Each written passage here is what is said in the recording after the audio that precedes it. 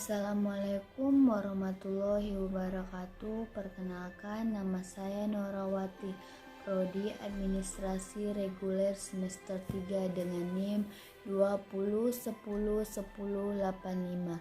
Baiklah, di sini saya akan menjelaskan tentang mata kuliah Sistem Sosial Budaya Indonesia atau bisa disingkat dengan SSBI. Kali ini saya akan menjelaskan tentang sedikit kemajemukan masyarakat Indonesia.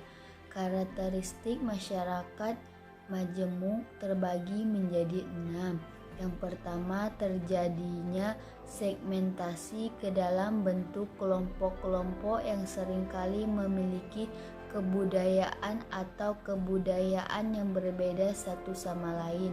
Yang kedua, memiliki struktur sosial terbagi di dalam lembaga-lembaga yang bersifat non-konformiter.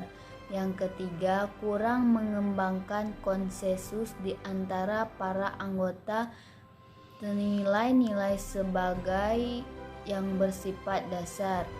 Keempat, secara relatif seringkali terjadi konflik di antara kelompok lainnya. Yang kelima, integrasi sosial tumbuh di atas paksaan dan saling ketergantungan di bidang ekonomi. Dan yang keenam, adanya dominasi politik oleh suatu kelompok dengan kelompok lainnya. Adapun faktor-faktor kemajemukan masyarakat Indonesia yaitu 1. Suku bangsa, 2. Agama, 3. Aliran politik, 4. Kaya miskin atau ekonomi, dan yang kelima integrasi nasional. Suku bangsa, tidak semua ras yang sama mengembangkan dan memiliki kebudayaan yang sama.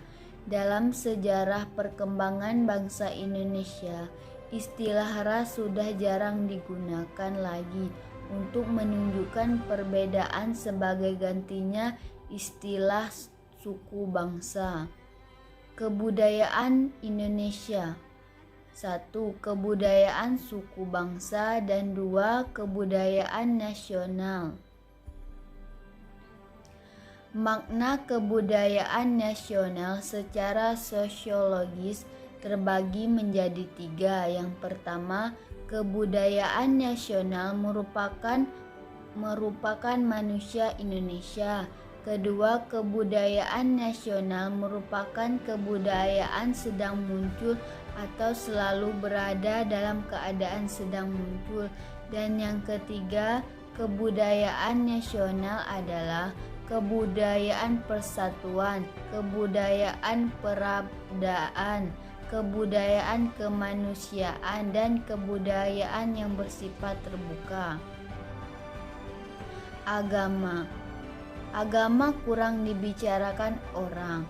Kalau dalam suatu daerah tertentu tinggal mereka beragama yang sama, kalau agama dibicarakan biasanya menganut penilaian mutu dan dianut.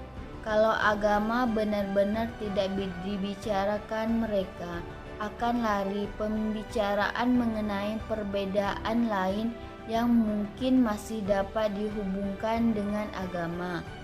Gejala di atas oleh Max Weber disebut group formation, yaitu manusia ingin berkelompok dan mengembangkan sebagai kekuatan yang dapat digunakan individu mengembangkan dirinya.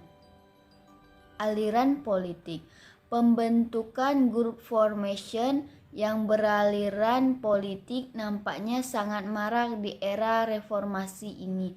Hal ini terlihat bila pada Orba satu partai yang beraliran agama hanya satu, yaitu PPP.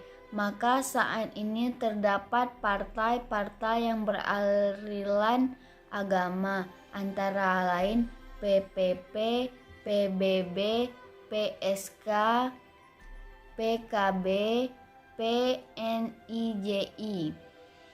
Sementara partai-partai yang menancap dirinya nasional juga banyak bermunculan, seperti PDIP, Partai Forison, Partai Golkar, PIB, dan lain-lain. Kaya miskin.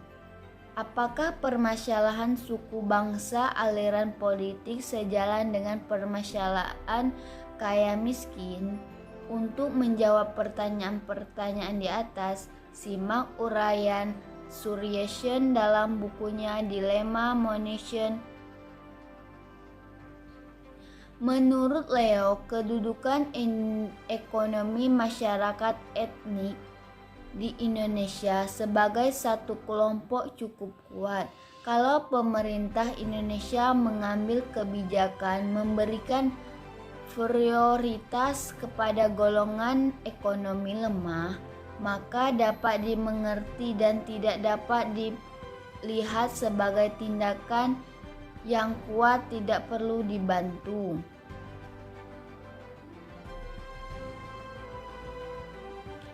Solidaritas nasional terbagi menjadi dua. Solidaritas nasional dapat bersifat subjektif internal yang sulit dilihat atau ditebak, dan yang kedua, solidaritas nasional dapat bersifat objektif, ditinjau dari keragaman etnik dan ikatan formation. Inilah pembangunan integrasi bangsa menjadi semakin penting. Cukup sekian dari saya. Terima kasih. Assalamualaikum warahmatullahi wabarakatuh.